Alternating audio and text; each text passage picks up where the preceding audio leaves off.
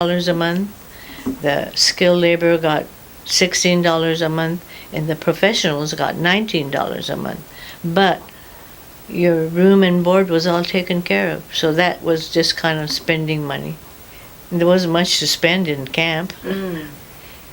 But, there was a few gang fights. And so did your older brothers, they didn't have to serve, like because was it your younger brothers that went to? Went where? That they served in the... No, my oldest brother probably might have been eligible, but he had bad eyesight, so they couldn't take him. But there were 4 boys and 4 girls. He couldn't go, but the rest of them all went. My three brothers went into the army. I see. So they all went. And did your oldest sister that already had the 2 kids before the war, did she come to the same camp? Yes. Okay. When the war started, they were living in Los Angeles, but they sold everything they had and came to live with us in Irvine before we evacuated. So they evacuated with us. So you were all together. And then it sounds like once you were at camp, you were all together for a little period of time, but then Well, see, they had barracks, and so one barrack was divided into 3, I think. So if you were just a couple, you just got 1/3. So depending on the size of your family, you might have got all 3, or you might have just got 1 or 2. So my sister that lived in Los Angeles, who evacuated with us, she was on one end, and we had the rest of the barracks, because there was so many of us, Oh, wow. So you had a whole family barracks. Wow. And then after a while, one of your older brothers, he left to go to Michigan. Right, And you followed. Your older brothers were serving. Did the other siblings leave to different places? So when the war ended, and they were allowed to come back to California, it was just my father and one sister who kind of stayed to take care of my mother, and then another married sister that was living nearby in camp. Was your mother very well taken care of at camp? Well, we took care of her. She was bedridden, invalid. She was arthritic, and she couldn't, But she was, other than that, she was not in that much pain. And so she was bedridden, but, we hired an ambulance to bring her home. And then what year was that? She lived about 10 or 12 years after that. Wow. In bed, but still there. And so then afterwards you you went to Michigan for a while, and then from Michigan you came back to the West Coast. With the family. Yeah, I came to join the family. And there was a Japanese farmer that was a big Japanese farmer, big farmer, and he had somebody take care of his farm while he was in camp, but they needed help, farm help. And then they had some used old homes that, they fixed up. So my parents moved into one of their homes, and my father and my brothers who were home, my brother who was home, went to work for the farmer, Japanese farmer. They were very nice people too.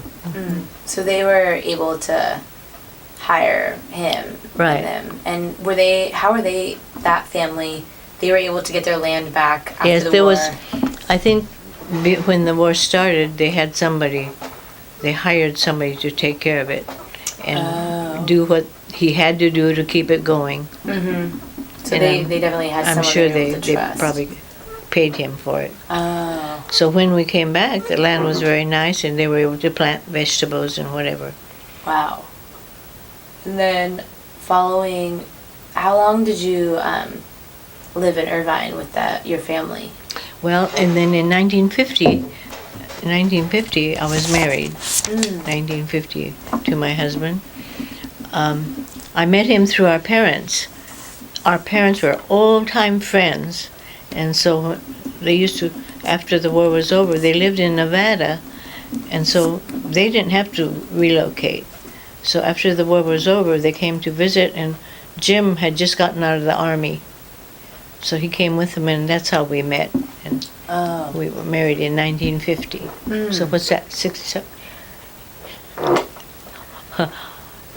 50, 60, 70, 80, 90, 110. We've been married almost 64 years. So. Yeah. Holy moly. Holy moly, huh? How can I stand him for that long? So you both met in Irvine. Uh-huh. And then once you were married, is that when you moved? We lived in Whittier. He and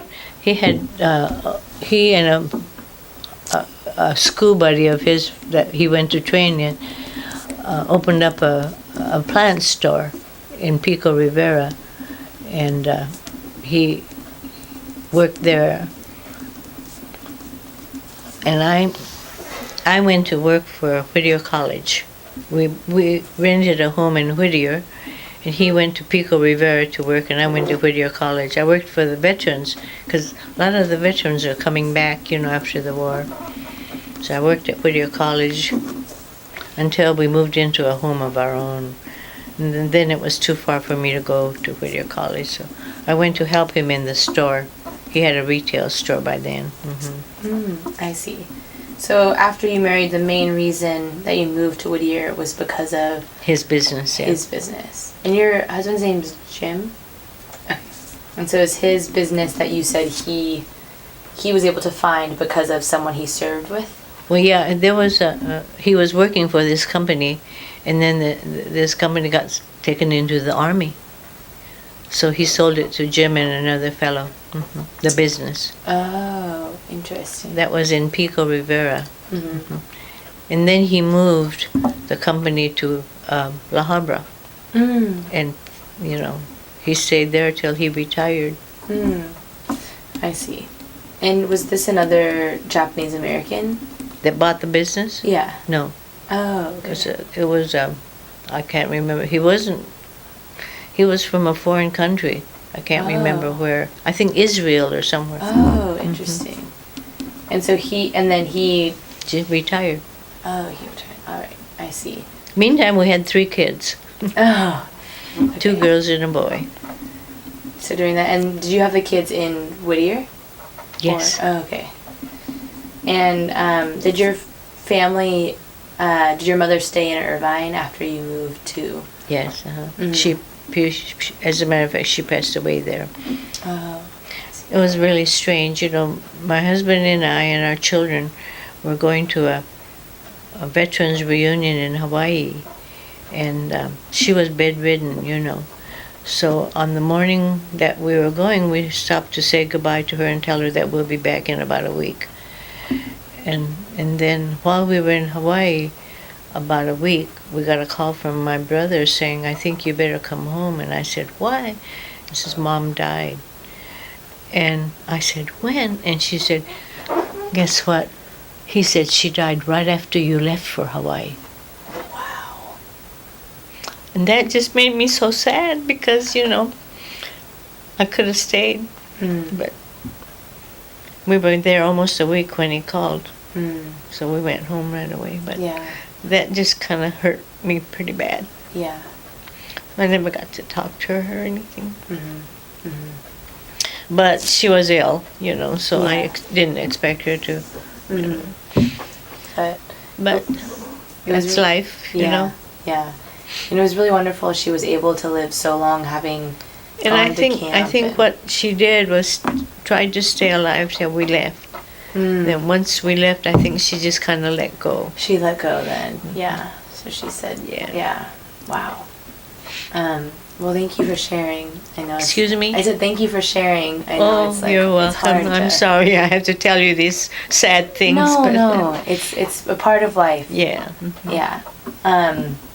So now you have your family in Whittier. Well, we're in Glendora. Oh, you're in Glendora. Yes. Okay. We were in Whittier. We grew up. The kids grew up in Whittier. They all went to Whittier College. Whittier High School, and one went to.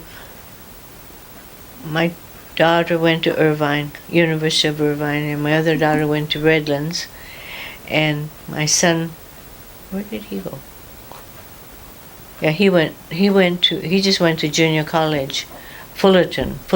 That's right. He went to Fullerton State, but they're both school teachers now. The girls. Oh. One teaches special ed, and the other one teaches all-day kindergarten Oh, wow. in Seattle. Yeah.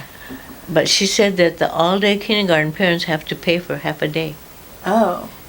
But a lot of them like to leave them so they could go to work, I guess. Yeah. But if they want to keep them there all day, they pay for half a day. Oh, interesting. I don't know how much it costs. Yeah, I wonder how that works. So when your family moved to Whittier, did you find that there were many other Japanese Americans? Yes, there are a lot.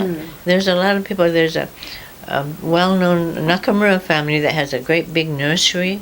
They deliver nursery plants all over Orange County, I think, and not very many other people in business, but a lot of them, a lot of Japanese were living in Whittier area. And when you first moved there, how were you able? Did you meet them just through word, or was there a place? Well, first of all, my husband and I rented an apartment in Whittier, and I worked at Whittier College, and then I got to know some people. And then after Whittier College, we bought a home in near La Mirada, but in Whittier. And, we met people through the Japanese nursery and things like that. There are quite a few Japanese still in the area. We had a Japanese pediatrician, and there's a Japanese family that has a beautiful nursery. Where do you live? Seattle, you said, huh? Yeah. And then my grandparents are in Whittier, the Rose Hill area. Oh, what is their name? They're Wakiko and Kiyoshi Igawa. Igawa? Oh. So when you moved to Whittier, this was a little bit like 1950s, right? After the war. Did you find that you experienced much discrimination? Not at all. Not at all. They were very nice people. Our neighbors were all Hakujin, And they were all really nice. Yeah, they were very nice. That's really good. And was there a lot of diversity was there like Mexican Americans as well? And we had a neighbor across the street that was Hispanic, and they were very nice too, And the Caucasian people were very nice. That's really lovely. So your transition after the war was fairly... And I want to tell you a little story. My son he's gone now, but my son was the youngest in the family, and once a month I'd pick him up at school to take him to get a haircut, and I'd go in the car and I'd wait for him. And one day, while I was waiting for him, a little black girl went across the street from the school to across. And when he came in the car, I said to Glenn, my son, I said, "Who's that girl?" And he mentioned her name, and I said, "Is she black?" And he said, "I don't know." That's how much little kids know. He didn't know that she was black, and she was black as the ace of spades. So that was something that he didn't even... Yeah, it didn't bother him, But of course he was only like 8 or 9 years old. But. And would you say your kids identified as like Japanese Americans? Pretty much, except that their friends were mostly Caucasian. But now, my son, of course he's gone now, but all his friends were Japanese because he married a Japanese girl. Oh, I see. And my 2 daughters are married to Caucasian. So a lot of they do mix with Japanese, but a lot of their friends are Caucasian because their spouses are Caucasian, I see. And how did you feel when they were marrying Caucasian people? Well, by the time they got married, there was a lot of mixed marriages, so it was, I would prefer her to marry Japanese, but they're very happy and doing very well. One's an engineer and one's an attorney, so, they do okay. And would you say they still carry on some of the Japanese traditions that you grew up with? New Year's, we get together and make mochi and and they eat it, and then I make a lot of oshogatsu stuff, and they come over and eat it. They like it. Uh-huh. Oh, that's wonderful. And are they still involved in like a Japanese community center at all? Or My son was very active with it's called the Seiyo basketball program. It's all Niseis and Sansei kids, and they, as a matter of fact, they have different tournaments, basketball or things, and he was very involved. I think between the three of them, my kids, he was mostly with Japanese because he married a Japanese girl, whereas my girls married Caucasians. And was this Seiyo basketball? Yes, Seiyo. Seiyo. Mm-hmm. Was that in it was this area? organized. Let's see, when my son was about 15 or 16, it was organized by some young people like my husband and a couple of other friends. They organized it because they needed something for the young kids to get involved in. And that Seiyo program has really grown. Wow. They have many, many basketball teams and baseball teams. So your husband helped start the program? He and another couple of other, Bob Wada, I don't know if you've heard of him. They kind of organized the Seiyo program. Wow. And was the program through a community center in Whittier? Well, see, in Whittier, La Mirada area. They were members of the Optimus Club. I don't know if you heard of that, but they got a hold of a few Optimus members, and so there's a lot of Japanese basketball teams, and I don't know about baseball, but basketball teams, and they even have different tournaments. So. Oh wow. And girls too. Oh, okay. So including the Optimus Club. Right. Were there other social organizations that you were a part of? No, my husband was in Optimus, but other than that, I don't know of any other organizations. I think some of the guys might have been in with Kiwanis, but other than that. So the Optimus is mostly Japanese. The Orange County Optimus is mostly Japanese. Oh, okay. I see. So it's mostly Japanese, and then are there other Asian people, or are the other people like Hakujin? Well, no, they're all Asian. Oh, okay. Maybe a couple of Hakujins in there. Oh, okay. I see. And what are some of the things that the Optimus Club does? Well, they always raise money to help the young people, and they have pancake breakfast, so they gather everybody, and have help, and they have, I think they have a golf tournament once a year or something, but they do a lot for the young people. So that was sort of a social club for the young Japanese children. and for the young children. Wow! And did some of them they don't go. Some like we have a friend who's very active in the adult program, but his son doesn't want to join. So there are people like that too. I see. And how did your husband first find the Optimus Club? Well, because we were living in the Whittier area and there was several Japanese, I guess they kind of got together and organized it. So he was almost there at the beginning of the Optimus Club. Wow. So he probably helped maybe start it. What? He could have been there to help start it. Yeah, he did. Oh, wow. He and there's another guy named Bob Wada and a couple of other guys. I see. And now, are you still part of the Optimus Club? Yeah, he is. My husband is, but we moved to Glendora, and they meet in Anaheim. I don't know how often, but so he doesn't go to their meetings, but we donate our money, membership, and he stays as a member, and we go to their pancake breakfasts and some of their functions that we don't have to attend at night. We don't go out at night at all anymore. And when did you become a part of the East San Gabriel Valley Japanese Community Center? We moved there in 2008. Moved to Glendora from La Habra Heights, and soon after we moved there, one of my friends approached me, and she said, "Marian, she was a member of the thing.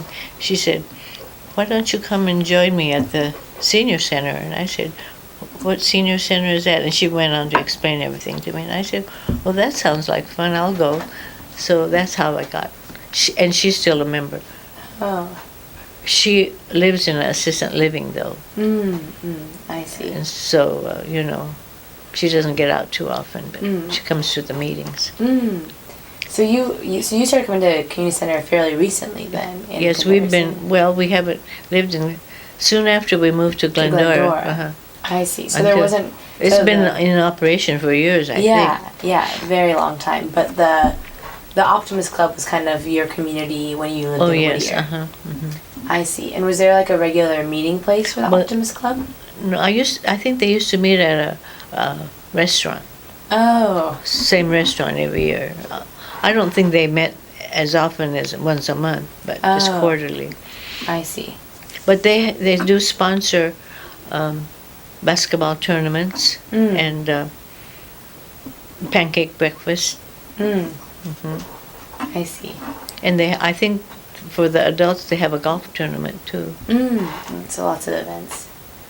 So I guess thinking more about living in America and being Japanese, would you say you see yourself as a Japanese American? And yes. Very much so. My children cannot speak Japanese. Because, I spoke it because my parents only spoke Japanese. But for me, it's easier to talk to them in English, and they can't understand Japanese, so.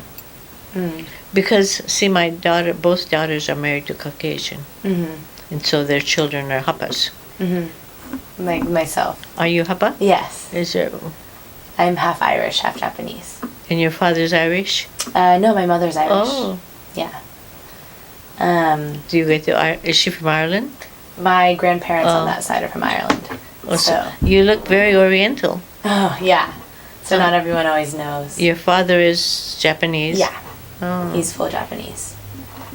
Yeah, both of my girls are married to Caucasian. And my son was married to a Japanese, but he passed away. I see. I have a very sad granddaughter. She's an only child, and both her mom and dad are gone. Oh, I see. Of course, she's in her 20s now, so she gets along. Yeah. She does well. She comes over see, my daughter lives right next door, and she has 2 daughters that come and go. They don't live with her all the time, but they come and go. So she comes over on weekends and spends the weekends with them and us. Oh, that's lovely. Yeah, she makes herself at home. Yeah. Because her mom's gone, her dad's gone. Yeah. Her mom died, guess what? Flesh-eating disease. Oh, no. Oh, that's so terrible. They chopped her hand. Pretty soon they were chopping her feet. Oh, gosh. Oh, it was terrible. Yeah, that's so sad. So my son said, no more. How's she going to live? Yeah. So. Wow. Oh. So is she someone who's as involved in the Japanese community? She's very involved in the SEO program. She coaches a bunch of girls that play basketball. Oh. She coaches them. Oh, wow. That's lovely. So she's kind of carried on what her dad did. Yeah, what her dad did and what your husband kind of did. Yeah. In the SEO program. And she loves it. And she loves the kids, They're all now, she's been with them for about 3 or 4 years. Now they are all like freshmen and sophomore in high school. Oh, wow. So she really enjoys them. Yeah. And so what traditions do you hope that your grandkids will carry on and keep doing? What do I hope that... What traditions or customs? Well, I'm Japanese, but this country is not Japan. And so the kids have to do what they want to do. And they carry on some Japanese customs, like my son-in-law, both of my son-in-laws are Caucasian, and one of them lives right next door. He went out and bought a tree stump and carved it out and made a mochi maker. Wow. And about 2 months ago or a little longer, he got it all done, and I guess somebody loaned him a couple of mallets. They made mochi. and my girls are Japanese, so they helped, and some of my girls, a couple of friends came and helped, Japanese guy. But he loves mochi. And they eat sushi, and I'm sure there's some things they don't like, but I don't know. You're a hapa, so you don't know, but my parents used to buy this slimy potato. It's Japanese potato. I think it's a regular potato, but it's real slimy, and you grate it like daikon, and it becomes real gooey, and you make a little broth and dunk it in so it will thin it out. My son-in-law loves that. So there's some things they like, but there's a lot of things they don't like, Do you eat a lot of Japanese things? Yeah, and especially now that I'm living with my bachan and jichan. Your mother is Japanese and your father is Caucasian? Other way. My mother is Caucasian. My father's Japanese. Oh.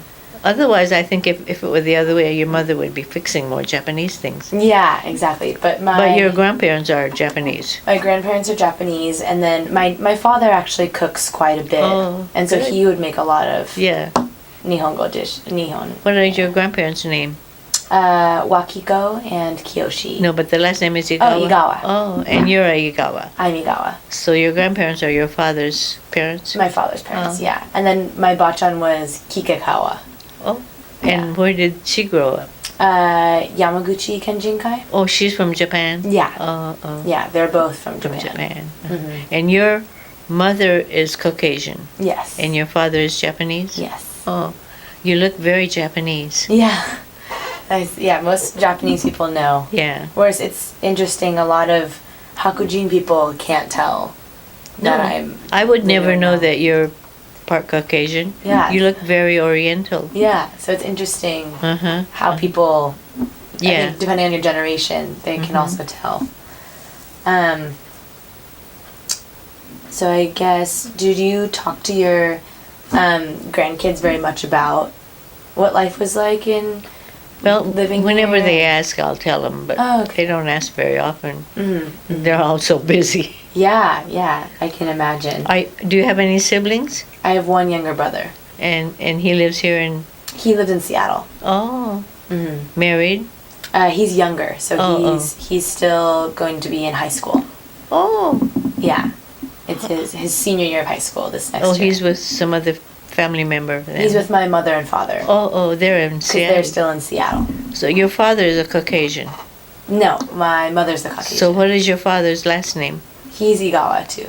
Oh, he's Igawa. Yeah. I'll have to ask my daughter if she's heard of them. He's a freshman in high school? Your brother? Yeah, my brother is. But he goes to a high school not in Bothell.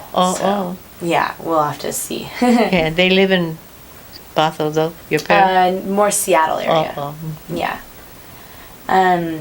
Maybe they're active in the Seattle Senior Center. They have a real nice one there. Oh, really? I don't know too much about it. So I guess maybe kind of a big question, but oh boy. what was one of the happiest moments in your life? Oh. One of them was, when we got married, of course, and another one was maybe when I had my first child. I don't know. It's hard to say. Yeah. I had a lot of happy moments. That's good. That's a good, hard question to have. Yeah. And I guess if you could think of what you envision for the future for My kids? Yeah, for your kids, what would you... I would like them to be humble, and I would like them to be friendly, and I would like them to be successful enough to have a decent life.